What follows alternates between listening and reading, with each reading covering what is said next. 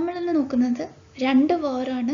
ഒന്ന് great revolution in ഇംഗ്ലണ്ടും പിന്നെ അമേരിക്കൻ വാർ ഓഫ് ഇൻഡിപെൻഡൻസും ആണ്. ഗ്രേറ്റ് റെവല്യൂഷൻ ഇൻ ഇംഗ്ലണ്ട് അത് 1688 മുതൽ 1689 വരെയാണ് നടന്നത്. ഇത് ഇംഗ്ലണ്ടിൽ രണ്ട് തരം വിഭാഗക്കാരായിരുന്നു. ഒന്ന് പ്രൊട്ടസ്റ്റൻസും പിന്നെ കാത്തലിക്സും. ഇതിൽ കൂടുതലും പ്രൊട്ടസ്റ്റൻ്റ് ആയിരുന്നു. അപ്പോൾ ഒരു പ്രൊട്ടസ്റ്റൻ്റ് കൺട്രി ആയിരുന്നു ഇംഗ്ലണ്ട്. അങ്ങനെ ഒരു പ്രൊട്ടസ്റ്റൻ്റ് രാജ്യമായ ഇംഗ്ലണ്ടിലെ കാത്തലിക്കായ രാജാവായിരുന്നു ജെയിംസ് സെക്കൻഡ് അല്ലെങ്കിൽ ഏഴാമൻ. രണ്ടും ഒരാളാണ്. സ്കോട്ട്ലൻഡിലും അയർലൻഡിലും അദ്ദേഹം ജെയിംസ് ഏഴാമൻ എന്നും ഇംഗ്ലണ്ടിൽ ജെയിംസ് രണ്ടാമൻ എന്നുമാണ് അദ്ദേഹം അറിയപ്പെടുന്നത്. 1685 അദ്ദേഹം രാജഭരണം തുടങ്ങി, ഇംഗ്ലണ്ട് ഭരിക്കാൻ തുടങ്ങി. അദ്ദേഹത്തിന് ഒരു മകളുണ്ടായിരുന്നു, മേരി സെക്കൻഡ്. മേരി സെക്കൻഡ് ഒരു പ്രൊട്ടസ്റ്റന്റുകാരിയായിരുന്നു. അങ്ങനെ 1688 അദ്ദേഹത്തിൻ്റെ ജെയിംസ് രാജാവിന് രണ്ടാം ഭാര്യയിൽ ഒരു ആൺകുഞ്ഞുണ്ടാവുകയാണ്. സോ ആൺകുഞ്ഞ് സ്വാഭാവികമായും ജനനം കൊണ്ട് കാത്തലിക് ആയിരിക്കും.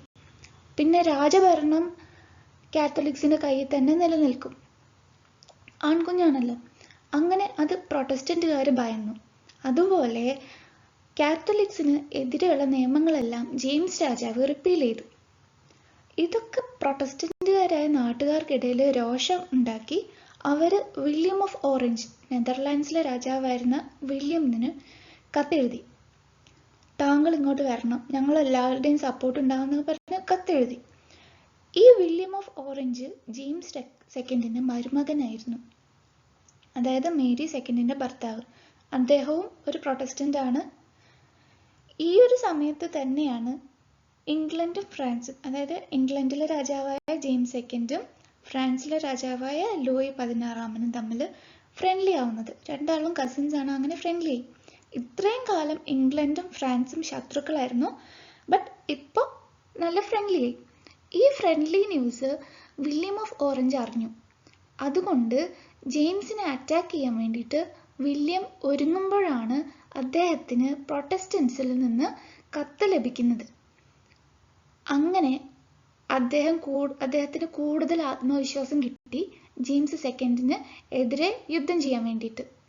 നമ്മുടെ വില്യം സൈന്യങ്ങളുമായി കപ്പലിൽ വന്നിറങ്ങി, യുദ്ധം ചെയ്യാൻ വേണ്ടിയിട്ട് കപ്പലിൽ വന്നിറങ്ങി. അദ്ദേഹം എത്തിയതോടുകൂടി ജെയിംസിൻ്റെ 30,000 പട്ടാളക്കാരിൽ കുറേ പേര് കൂറുമാറി. അങ്ങനെ ജെയിംസിന് 4,000 പട്ടാളക്കാരായിട്ട് ചുരുങ്ങി. അങ്ങനെ വില്യത്തിൻ്റെ സൈന്യത്തിൽ ഈ 30,000 പട്ടാളത്തിൽ കുറേ പേര് കൂറുമാറി ജോയിൻ ചെയ്തു. അങ്ങനെ ജെയിംസിൻ്റെ സൈന്യം തോറ്റു. ജെയിംസ് ഫ്രാൻസിലേക്ക് ഒളിച്ചോടിപ്പോയി. ആദ്യത്തെ ഒളിച്ചോട്ടം പാഴായി പോയെങ്കിലും രണ്ടാമത് അദ്ദേഹം ശ്രമിച്ചു. അങ്ങനെ അദ്ദേഹം പോയി. അങ്ങനെ ഇംഗ്ലണ്ട് വീണ്ടും പ്രൊട്ടസ്റ്റന്റ് രാജ്യമായി. കാത്തലിക്കായ ജെയിംസ് ഒളിച്ചോടി പോയി. പിന്നീട് പ്രൊട്ടസ്റ്റന്റായ വില്യത്തിൻ്റെ കയ്യിൽ ആ രാജ്യം കിട്ടി. അങ്ങനെ ഇംഗ്ലണ്ട് പിന്നെയും പ്രൊട്ടസ്റ്റന്റ് രാജ്യമായി. വില്യം രാജാവായും മേരി രാജ്ഞിയായും ചുമതലയേറ്റു. ചുമതലയേറ്റ ശേഷം അവർ ഇംഗ്ലീഷ് ബിൽ ഓഫ് റൈറ്റ്സ് ഒപ്പുവെക്കുന്നു. അങ്ങനെ ഈ ബിൽ ഓഫ് റൈറ്റ്സ് ആണ് freedom of speech, right to regular parliament, free election. ഈ 3 കാര്യങ്ങളാണ് മെയിനായിട്ട് ബിൽ ഓഫ് റൈറ്റ്സിലുള്ളത്. പിന്നെ പാർലമെന്റിന് രാജാവിൻ്റെ മേൽ പരമാധികാരം നൽകുന്നതാണ് ഈ ബിൽ ഓഫ് റൈറ്റ്സ്. അങ്ങനെ രാജ്യഭരണം അബ്സല്യൂട്ട് മൊണാർക്കിയിൽ നിന്നും കോൺസ്റ്റിറ്റ്യൂഷണൽ മൊണാർക്കി ആയിട്ട് മാറുന്നു. കോൺസ്റ്റിറ്റ്യൂഷൻ അനുസരിച്ചിട്ട് വേണം രാജാവ് ഭരിക്കാൻ വേണ്ടിയിട്ട്. ഇതാണ് ഇംഗ്ലണ്ട് വാർ ഓഫ് ഇൻഡിപെൻഡൻസ്. ഈ വാറിനെ ബ്ലഡ്ലെസ് റെവല്യൂഷൻ എന്നും അല്ലെങ്കിൽ ഗ്ലോറിയസ് റെവല്യൂഷൻ എന്നും പറയുന്നു. ബ്ലഡ്ലെസ് റെവല്യൂഷൻ എന്ന് പറയാൻ കാരണം അതിൻ്റെ അകത്ത് കമ്പാരിറ്റീവ്ലി മറ്റുള്ള യുദ്ധങ്ങൾ സംബന്ധിച്ച് കമ്പയർ ചെയ്യുമ്പം ഇവിടെ ബ്ലഡ് ഷെഡ് കുറവായിരുന്നു. അതുകൊണ്ടാണ് ബ്ലഡ്ലെസ് റെവല്യൂഷൻ എന്ന് പറയുന്നത്. അതുപോലെ വേറൊരു പേരാണ് glorious revolution. Next is American war of independence. 1775 മുതൽ 1783 വരെ നടന്ന ഒരു വാറാണ് അത്. 7 years ഓഫ് വാർ. ഇതിന് അമേരിക്കൻ റെവല്യൂഷൻ എന്ന് അറിയപ്പെടുന്നുണ്ട് കേട്ടോ. ഇംഗ്ലണ്ടിൽ രാജഭരണമാണ്. രാജാവിൻ്റെ കുറച്ച് നയങ്ങൾ, അതായത് മതപരമായ ചില കാര്യങ്ങൾ, അങ്ങനെ കുറേ നയങ്ങളുണ്ടായിരുന്നു. അത് അംഗീകരിക്കാൻ പറ്റാതെ 18-ാം നൂറ്റാണ്ടിൽ കുറച്ച് ആളുകൾ മെയ് ഫ്ലവർ എന്ന ഷിപ്പിൽ പലായനം ചെയ്തു അമേരിക്കയിലേക്ക് എത്തുന്നു. അവരങ്ങനെ അമേരിക്കയിലെത്തി 13 കോളനികൾ സ്ഥാപിക്കുന്നു. ഇവരെയാണ് തീർത്ഥാടക പിതാക്കൾ അല്ലെങ്കിൽ പിൽഗ്രിം ഫാദേഴ്സ് എന്ന് വിളിക്കുന്നത്. അമേരിക്കയിലേക്ക് പലായനം ചെയ്ത ആളുകളാണ് പിൽഗ്രിം ഫാദേഴ്സ് അല്ലെങ്കിൽ തീർത്ഥാടക പിതാക്കൾ. അങ്ങനെ ഇവരവിടെ താമസിച്ചുകൊണ്ടിരിക്കുമ്പം ബ്രിട്ടനിൽ നിന്നും ബ്രിട്ടന്റെ അനുമതിയോടുകൂടി കുറച്ചുപേര് അമേരിക്കയിലേക്ക് എത്തുകയാണ്. എന്നിട്ട് ബ്രിട്ടന്റെ അവരുടെ വസ്തുക്കൾ നികുതിയോടുകൂടി അവിടെ കോളനികളിൽ ഉണ്ടായിരുന്നവരോട് നിർബന്ധിച്ച് വാങ്ങിപ്പിക്കുകയും ചെയ്തു. അങ്ങനെ അവര് ജനങ്ങളുടെ മേലെ അടിച്ചമർത്തിയ വ്യാപാര നയമാണ് മെർക്കന്റലിസം. അതായത് അമേരിക്കയിൽ ഉൽപ്പാദിപ്പിക്കുന്ന വസ്തുക്കൾ ബ്രിട്ടന്റെ കപ്പലിൽ മാത്രം കൊണ്ടുപോയി ബ്രിട്ടനിൽ തന്നെ വിൽക്കണം. അതുപോലെ ബ്രിട്ടനിൽ നിന്ന് കൊണ്ടുവരുന്ന സാധനങ്ങൾ നികുതിയോടുകൂടി അമേരിക്കൻ ജനത വാങ്ങിക്കുകയും വേണം. പിന്നെ അവിടെ താമസിക്കുന്ന, അതായത് അമേരിക്കയിൽ താമസിക്കുന്ന ബ്രിട്ടന്റെ സൈനികർക്കുള്ള ചെലവ് നികുതിയായിട്ട് ഈ അമേരിക്കൻ ജനത നൽകണം. ഇതുപോലത്തെ നയങ്ങളാണ് മെർക്കന്റലിസം. അതുപോലെ ഈ മെർക്കന്റലിസത്തിന്റെ ബേസിൽ 2 ആക്ട് ഉണ്ടായിരുന്നു മെയിനായിട്ട്. ഒന്ന് 1764 ഇംഗ്ലീഷ് പാർലമെന്റ് ചുമത്തിയ നികുതിയാണ് പഞ്ചസാര നികുതി, ഷുഗർ ആക്ട്. 1764 sugar act. പിന്നെ വേറൊരു ആക്ടാണ് സ്റ്റാമ്പ് നിയമം, സ്റ്റാമ്പ് ആക്ട് 1765. അപ്പൊ ഇതൊക്കെ പരിധി വിട്ടതോടുകൂടി അവരാകെ ഇതായി. അങ്ങനെ നടന്ന ഒരു പ്രക്ഷോഭമാണ് ബോസ്റ്റൺ ടീ പാർട്ടി.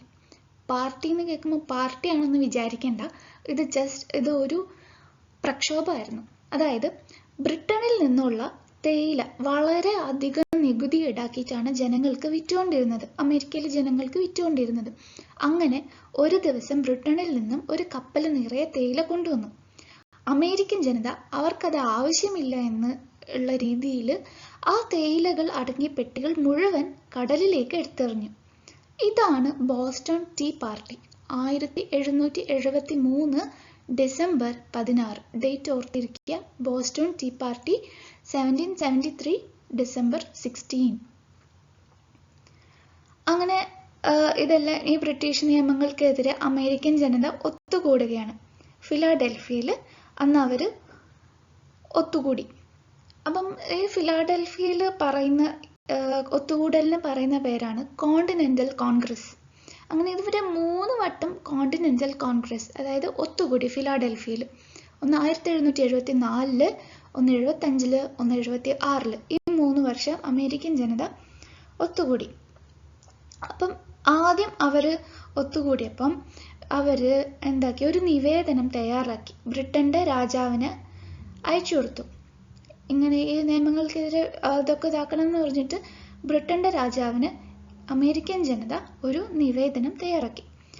ബ്രിട്ടന്റെ രാജാവ് എന്താക്കി, ബ്രിട്ടനിൽ നിന്നും ഇവർക്കെതിരെ സൈനികരെ അയച്ചു. ഇവർക്കെതിരെ നിൽക്കാൻ വേണ്ടിയിട്ട് സൈനികരെ അയച്ചു.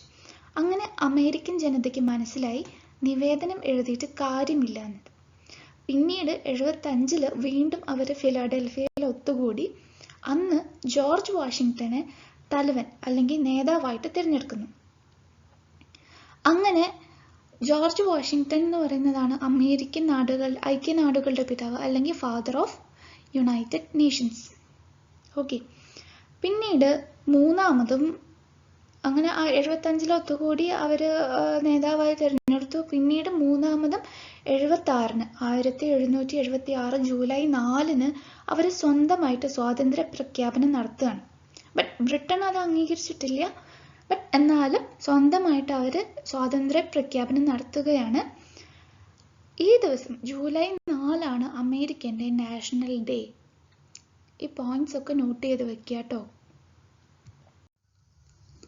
അങ്ങനെ ജൂലൈ 4 അവർ സ്വാതന്ത്ര്യ പ്രഖ്യാപനം നടത്തുന്നു.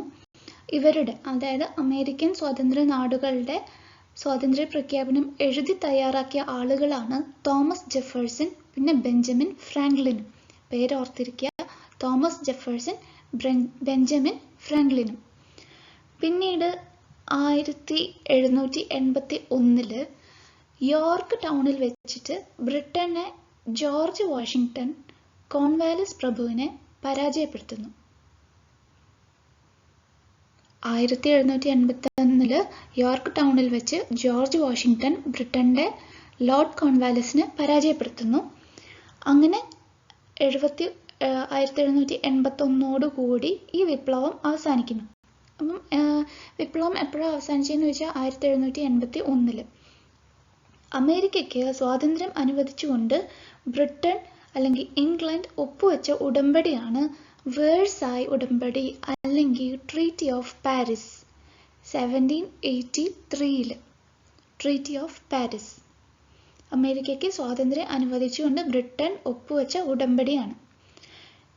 ഓക്കെ, ഇനി ഇതിൻ്റെ അങ്ങനെ അമേരിക്കൻ സ്വാതന്ത്ര്യം കിട്ടി. അങ്ങനെ ഈ അമേരിക്കൻ റെവല്യൂഷന് കിട്ടിയ ആശയങ്ങളാണ് ഫെഡറൽ രാഷ്ട്രം, അതുപോലെ സ്വാതന്ത്ര്യ സമരം, അതായത് റിപ്പബ്ലിക് ഭരണം, ഫെഡറൽ രാഷ്ട്രം എന്നൊക്കെ ഉള്ള ആശയങ്ങൾ കിട്ടിയത് ഈ അമേരിക്കൻ റെവല്യൂഷൻ എന്നാണ്.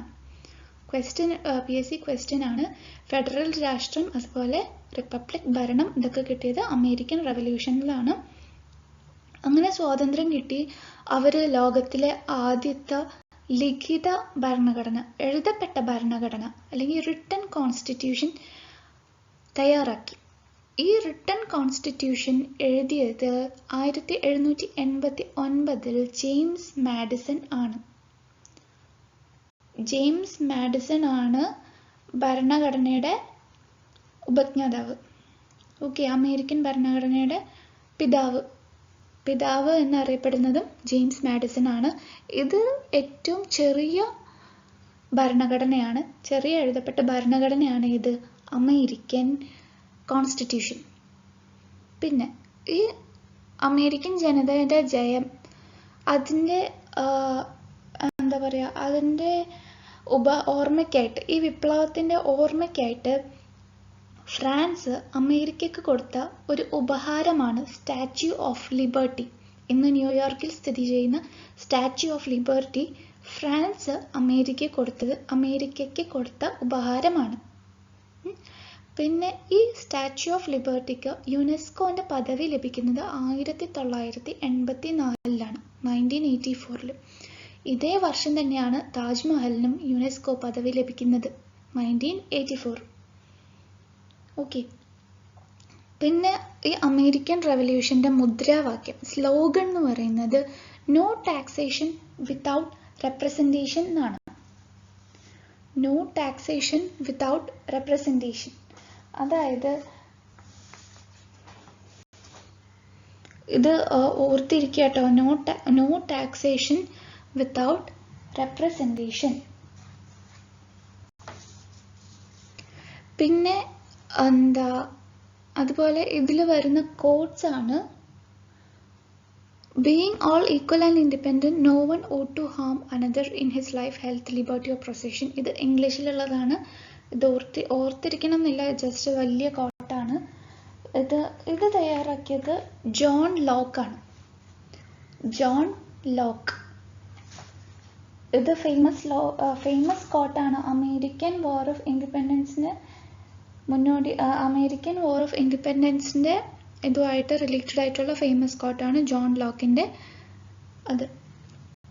അപ്പോൾ അതിന്റെ മലയാളം എങ്ങനെയാന്ന് വെച്ചാൽ, ജനങ്ങൾക്ക് ചില മനുഷ്യാവകാശങ്ങളുണ്ട്, അത് ഹനിക്കുവാൻ ഒരു ഗവൺമെന്റിനും അധികാരമില്ല.